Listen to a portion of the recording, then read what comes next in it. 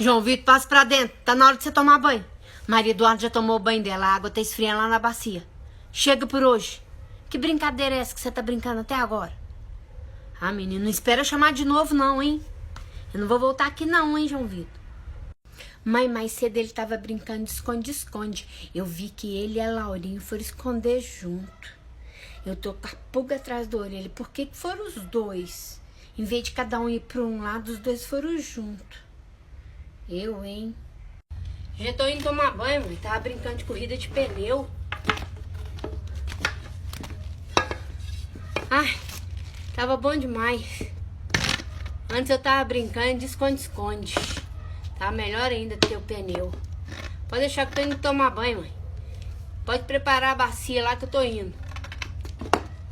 Tem que tomar banho na água dessa menina, né? Essa fofoqueira, linguaruda.